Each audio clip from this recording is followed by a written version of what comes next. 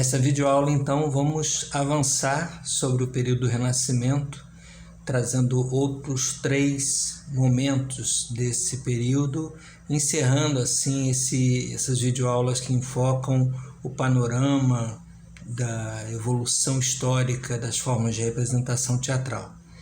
Nessa videoaula, então, vamos trabalhar mostrando 3 formas de representação que foram mais ou menos contemporâneas, mas diferentes por conta das localidades geográficas. Vamos a ela?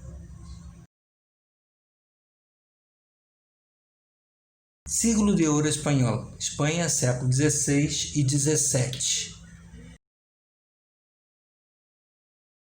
Entre 1550 e 1680, a Espanha vive intensamente a efervescência do período de pós-descobrimento das terras além-mar e caminha para se tornar o país mais poderoso da Europa, resultado do acréscimo de divisas derivadas da retirada de riquezas vegetais e minerais das colônias e que ficaram concentradas nas mãos de poucos senhores feudais e da realeza. A população vivia em penúria e, a partir do movimento católico de contra-reforma, a Espanha estava sob a pressão da Inquisição, que arrastava para a fogueira quem fosse considerado herege ou ligado às práticas pagãs e à bruxaria. Os mouros, presentes por quase 8 séculos na Península Ibérica e cujas últimas colônias existentes no sul foram expulsas no governo de Filipe III, deixaram profundas marcas culturais. O teatro feito em terras hispânicas, nessa época denominado Siglo de Ouro ou o Barroco Dramático Espanhol, estava ainda marcado pelo teatro religioso e profano medieval, o que perduraria até o século XVIII. Curiosamente, foi no meio eclesiástico que a criação teatral encontrou um ambiente propício para a formação de vários dos escritores do Siglo de Ouro. Entre outros destacam-se Frei Luís de León, Padre Juan de Mariana e o mais famoso deles, Tirso de Molina. Na literatura dramática espanhola de então, outros nomes de vulto são o conhecidíssimo Miguel de Cervantes, Lope de Vega, Juan Ruiz de Alarcón, Pedro Calderón de la Barca. Sendo que desses aí, o Lope de Vega é um grande escritor de teatro popular. Ele vai ser considerado o monstro da natureza, porque a produção dele, de quantidade de obras no período da vida dele, foi muito grande. Então ele é considerado um escritor de inúmeras peças populares. Já o Calderón de la Barca é muito famoso também nesse período, mas tem um teatro de um rebuscamento literário maior. Tanto que é um teatro muito para ser lido e um teatro muito palaciano, para representações palacianas, e que marcou profundamente, de todo modo, inclusive o teatro popular. Inclusive o próprio Ariano Suassuna tem parte de sua obra muito marcada pela obra de Calderón de la Barca, que era um autor espanhol que ele admirava muito. Existe uma peça de teatro de um grande dramaturgo espanhol, de quem recebi uma grande influência. Ele se chamava Calderón de la Barca. E ele fez uma peça chamada A Vida é Sonho. E vejam que coisa curiosa. Ele usa nessa peça o mesmo tipo de estrofe, que os nossos cantadores usam. Os nossos cantadores receberam isso pela tradição oral, não sabem nem quem é Calderón de la Barca. Mas eles fazem... É uma estrofe belíssima, bem armada. Sonha o rico na riqueza, que cuidados lhe oferece. Sonha o pobre que padece na miséria e na pobreza. Sonha o que busca a beleza. Sonha o que luta e pretende. Sonha o que agrava e ofende. E no mundo, em conclusão, todos sonham o que são. Coisa que ninguém entende. Eu sonho que estou aqui, de correntes carregado, e sonhei que em outro estado, como príncipe, vivi. É a vida, um frenesi. Que é a vida? Uma ilusão. Uma sombra, uma ficção E o bem mais belo é medonho, pois toda a vida é um sonho, e os sonhos são. Não é bonito? Não vamos entrar aqui no terreno da dramaturgia por conta do foco do nosso curso, e então só fizemos essas citações sem entrar particularmente na obra de cada um deles. Mas o que distingue o teatro feito no siglo de ouro do teatro medieval é a inclusão da história nacional da Espanha, as epopeias dos seus heróis e romances, mitos e lendas, que aliavam a aventura, o burlesco e o misticismo a um lirismo que deixou marcas em toda a literatura dramática europeia. Então é notório que há uma ênfase ainda muito grande do teatro medieval na forma do teatro espanhol desse período. Além disso, as peças representadas tinham apelo popular e liberdade de regras, o que conferiu liberdade de criação poética aos dramaturgos espanhóis. Bom, mas costuma-se dizer que esse teatro espanhol serviu de inspiração a muitos escritores europeus, inclusive o Shakespeare, na sua forma dramatúrgica, vai ser influenciado também por essa forma do teatro espanhol popular. Onde eram feitas as representações desse teatro popular na Espanha desse período? Era nos chamados corrales. Os corrales eram a construção cênica típica do teatro desse período na Espanha. De onde é que surgem esses corrales? Inicialmente, as irmandades religiosas colocaram os pátios, chamados de corrales, de seus hospitais à disposição da gente de teatro, cuidando da licença local para a apresentação de peças, e assim eles dividiam os lucros com os comediantes e autores. Assim, o teatro encontrava sua sede e a caixa do hospital uma renda extra. Então foi uma solução improvisada para atender a dois tipos de interesse e que acabou gerando uma conformação espacial para a representação teatral e, com isso, uma forma específica de representação teatral. Nessa mesma época, em Londres, o palco elisabetano começava a tomar forma como construção teatral, mas o teatro curral espanhol mantinha seu caráter provisório. O tablado erguia-se junto à fachada do prédio pavimentado. Uma cortina escondia os camarins dos intérpretes, ao mesmo tempo que servia de pano de fundo para o palco. Os balcões e galerias da frente da casa formavam lo alto del teatro, o palco superior, que era tão indispensável quanto o alçapão.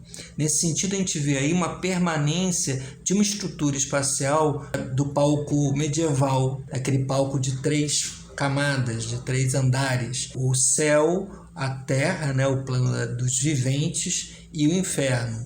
Então, aqui, de alguma maneira, havia ainda essa permanência de uma divisão de níveis, sendo que seria o alto e o plano do palco. O plano inferior, ele, nesse caso, não era visível, ele estava escondido no porão dessa construção, desse patamar, mas ele era acessível através de alçapões. Então havia a ideia das figuras que surgiam dos alçapões ou que caíam dentro dele, o que mantinha essa espécie de hierarquia da forma cênica com relação às questões também religiosas. As janelas e galerias das casas vizinhas serviam de esplêndidos camarotes para as senhoras da plateia, enquanto os cavaleiros sentavam-se em fileiras de bancos. No século XVII, uma galeria especial só para mulheres, chamada de caçuela, foi acrescentada ao lado. E aí então a gente vê alguns desenhos desse espaço cênico chamado os corrales, e também vê nas duas últimas fotos, aí são fotografias de uma construção mais recente, que é uma réplica, uma reprodução do típico teatro do curral espanhol. Entrando agora no teatro elisabetano, você vai ver aí essa construção, que é o típico teatro elisabetano, e aí seria uma representação do teatro do The Globe Theatre, né? Ou de vários outros teatros, não só o The Globe, mas tinham essa forma. A construção em si tinha uma forma circular, Portanto, os camarotes também tinham essa característica circularizada, né, da plateia, e com a plateia embaixo uma grande plataforma, muitas vezes até maior do que essa que aparece aí no desenho, uma grande plataforma avançando dentro da plateia, de forma que a plateia ficava à frente e aos lados, né? Os camarotes também eram reservados para pessoas de maior posição, de maior condição, e esse é um teatro em que se cobra ingresso, né? Então já são companhias profissionais que estão aí assumindo esse espaço de representação. Na Inglaterra, governada pela Rainha Elizabeth I, da dinastia dos Tudors, ocorreu um dos períodos mais fecundos de criação teatral de todos os tempos. Segundo alguns autores, há 3 motivos para que essa situação tivesse acontecido. 1. A interação dos diversos níveis sociais em torno da atividade teatral, ou seja, o teatro passou a ser um evento, um fenômeno que atraía a várias classes sociais, a vários tipos de camadas da população. O outro item que interessa aí como motivador dessa circunstância é a consciência nacional de grande nação, que emergia principalmente depois da derrota da Invencível Armada. Então essa força espanhola foi vencida em 1588 pela força naval inglesa, que passou então a assumir esse caráter de uma grande força militar e, a reboque disso, uma grande nação. Também importou para essa configuração de um teatro muito próprio nesse período na Inglaterra o fato de não ter havido um rompimento rigoroso com a Idade Média, como aconteceu em outros centros culturais europeus, que negaram os princípios do pensamento da cultura medieval como um todo, visto terem sido influenciados pelo humanismo e principalmente pelo fervor à cultura clássica. Há um prolongamento dessas formas de representação do teatro medieval, mas que vão se fundir com esses princípios do Renascimento, mas ainda mantendo formas teatrais medievais ou um espírito do teatro medieval. Inclusive, só com uma transformação que é exatamente a construção desses teatros, né, como uma forma fixa de representação. A dramaturgia elisabetana é essencialmente ligada ao palco elisabetano, de maneira que ela só pode ser livre e flexível como ela é, porque ela era apresentada naquele tipo de palco. Mas não foi só o palco que foi necessário para poder aparecer a dramaturgia elisabetana. Em primeiro lugar, a língua inglesa. O inglês moderno data de 1500, e aí as mudanças que foram acontecendo no país. Muito importante foi a separação da igreja inglesa da de Roma pelo Henrique VIII em 1532, mais ou menos, o que levou a uma liberdade de pensamento que não há se você está totalmente dominado pelo pensamento católico. Eles tiveram muito mais liberdade de discutir assuntos de vida e morte, de crença, de coisas, porque não eram presos à doutrina católica. Outro fator preponderante para o sucesso do teatro elisabetano foi a presença maciça do público aos muitos teatros construídos, cuja capacidade variava de 1.500 a 2.000 pessoas em cidades como Londres, na qual a população não ultrapassava 160.000 habitantes. Então você vê aí praticamente, a gente pode calcular 10% da população frequentando os teatros. Nessas edificações de arquitetura singular, todas as camadas da população, inclusive os nobres da mais alta hierarquia, às vezes inclusive a própria monarca, compartilhavam a plateia durante as representações que poderiam se estender durante muitas horas. A vasta produção teatral do período elisabetano pode ser conferida a vários escritores acadêmicos, dentre os quais destacamos Thomas Kyd, Christopher Marlowe, que tinham uma literatura também dramática muito literária, muito aproximada da construção literária. No entanto, foi um escritor sem formação acadêmica, William Shakespeare, que conquistou glória em vida, bem como o título de maior escritor de teatro de todos os tempos. E a essa permanência, no ideário embora a obra de todos tenha sido mantida, né, como estudo de literatura dramática, mas o que mais ficou no imaginário popular até hoje nosso desse período são as obras do Shakespeare, né?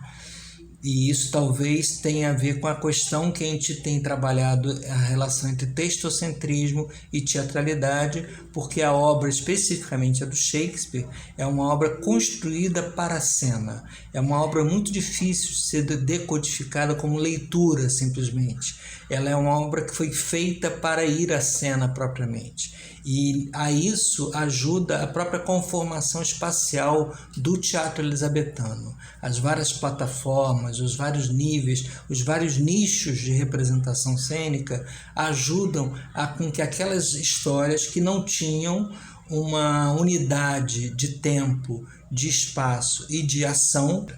Então, essa conformação espacial do teatro físico elisabetano ajuda a definir um tipo de dramaturgia que é muito característico dessa época, mas especialmente se notabilizou por esse jogo de teatralidade na obra shakespeariana. Sendo também ator e diretor, Shakespeare nos legou em uma de suas obras, Hamlet, um registro de sua concepção de interpretação, que serviria de modelo para os pensamentos dos séculos seguintes. Trata-se da cena conhecida como Conselho aos Atores. Então, já que a gente está falando de direção cênica e inclui a direção cênica, a orientação dos atores para realizar aquela obra, a gente já tem desde Shakespeare um trecho, uma cena inteira em que o Hamlet vai dar um conselho de como atuar para alcançar maior verdade. E, por outro lado, no sentido da carpintaria, né, da dramaturgia e da intenção do Shakespeare como propositor de uma nova forma teatral também, como diretor e encenador que ele era,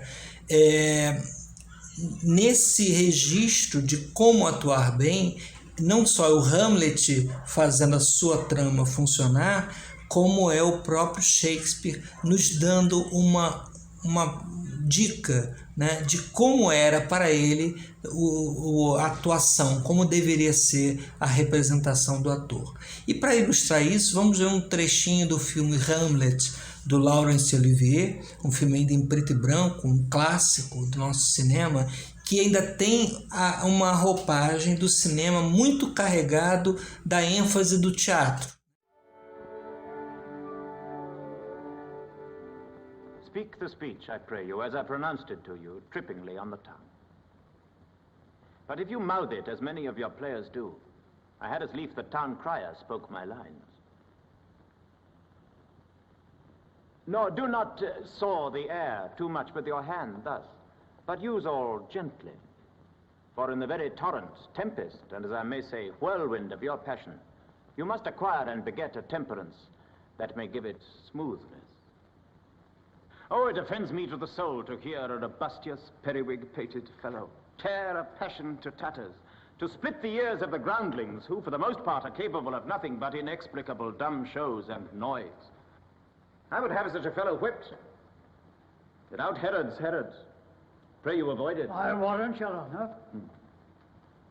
Be not too tame neither, but let your own discretion be your tutor. Suit the action to the word to the action, with this special observance, that you o'erstep not the modesty of nature. For anything so overdone is from the purpose of playing, whose end, both at the first and now, was and is to hold as 'twere the mirror up to nature, to show virtue her own feature, scorn her own image, and the very age and body of the time, his form and pressure. Now this, overdone, though it make the unskillful laugh, cannot but make the judicious grieve, the censure of which one must, in your allowance, outweigh a whole theatre of others. Oh, there be players that I have seen play, and heard others praise, and that highly, not to speak it profanely, that having neither the accent of Christians, nor the gait of pagan, Christian, nor man, have so strutted and bellowed that I have thought that some of nature's journeymen had made men and not made them well. They imitated humanity so abominably. I hope we have reformed that indifferently with us, sir. Oh, reform it altogether? And let those that play your clown speak no more than is set down for them. For there be of them that will themselves laugh, to set on some barren quantity of spectators to laugh too, though in the meantime some necessary question of the play be then to be considered. That's villainous, and shows the most pitiful ambition in the fool that uses it.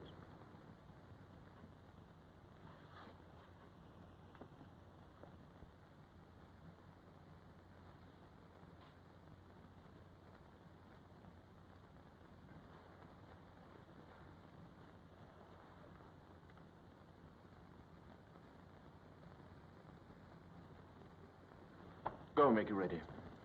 Essas noções que o Shakespeare nos trouxe pela boca do Hamlet, elas vão ser uma base do que Diderot vai utilizar para também, no seu tempo, já no final do século XVIII, reformular a representação teatral do seu período. Então, o teatro elizabetano, como construção teatral, tem uma estrutura muito específica que determina uma forma própria de representação, como eu já citei há pouco, e que abre espaço para uma dramaturgia característica, liberta das unidades de tempo, lugar e ação, tão consideradas no teatro francês nesse mesmo período. Como ilustração desse espaço cênico, vamos ver fragmentos do registro em vídeo de uma apresentação especial da peça Romeu e Julieta, do Shakespeare, na montagem do Grupo Galpão de Belo Horizonte, com encenação de Gabriel Vilela. Essa apresentação que nós vamos ver, ela ocorreu em 2000, em Londres, uma réplica do teatro do The Globe Theatre, que é uma reconstrução do teatro em que Shakespeare trabalhava com sua companhia. É um documento muito precioso. Eu, infelizmente, vou poder aqui colocar só um trechinho desse vídeo, que serve apenas como um registro documental dessa presença do teatro brasileiro, do The Globe Theatre, com uma obra de Shakespeare, mas com um gostinho mineiro. É um Romeu e Julieta que é tratado como uma concepção do Gabriel Vilela e do Grupo Galpão, é tratado com a referência do doce mineiro, Romeu e Julieta, que é a goiabada com queijo.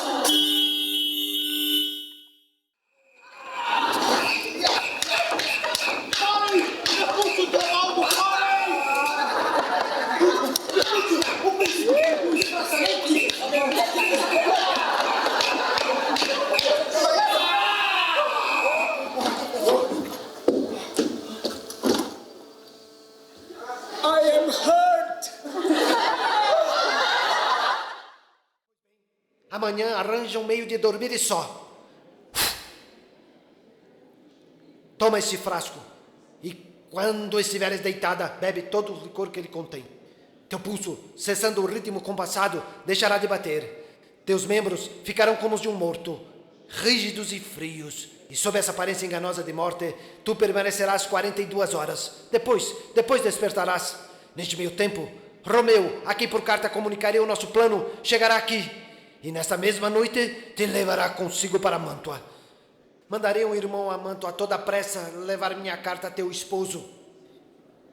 Que o amor me dê coragem, e a coragem me salvará. Adeus, querido padre. Não te esqueças de mim, por piedade.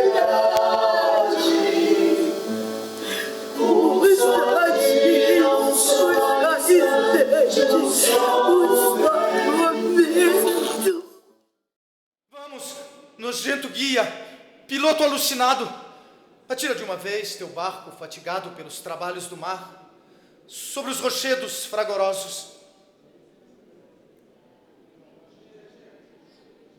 Oh, meu amor,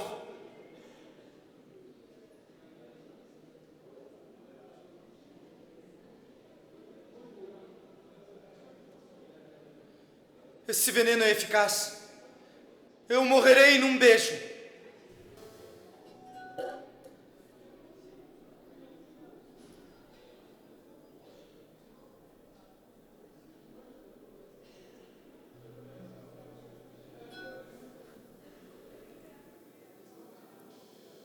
O anel que tu me deste era vidro e se quebrou. Eu beijarei teus lábios. Talvez neles ainda reste um pouco de veneno que possa me salvar ou me matar.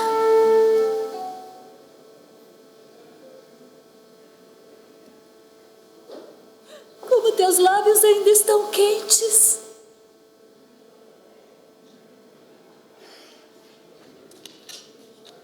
Abençoado punhal! Eis a tua bainha. Cria ferrugem nela e deixa-me morrer.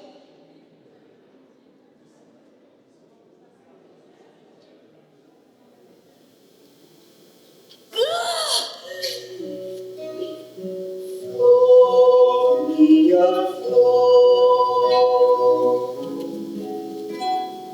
flor, minha flor, laia, laia, laia.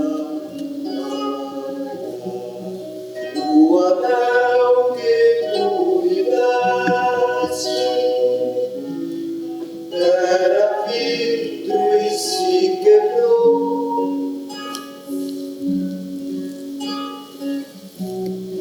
O amor que tu me tinhas era pouco e se acabou.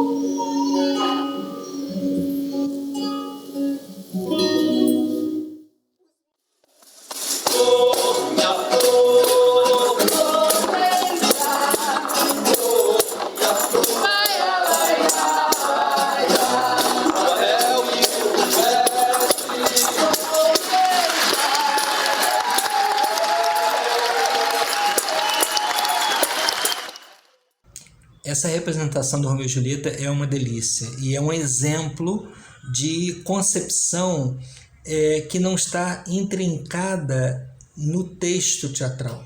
É um exemplo de como a ideia, a forma de contar, a percepção dos recursos que se tem para contar aquela história, tanto dos recursos dos atores, que era o Grupo Galpão, que é um grupo que tem uma pesquisa intensa de longos anos. O Grupo Galpão frequentemente convida diretores para trabalhar seu repertório, né? Convida diretores externos e que acabam, na verdade, além da sua própria concepção, acabam tendo que dialogar com a concepção que está arraigada no próprio fazer do grupo Galpão. Então, esse exemplo do Romeu e Julieta é um exemplo de como não precisar sair do texto, não precisa trair o texto, mas utilizar o texto como uma roupagem, com uma forma de comunicação muito particular da sua forma de pensamento teatral, com uma estética própria, uma concepção própria. Entramos aí então no classicismo francês, que ocorreu na França nos séculos 17 e 18.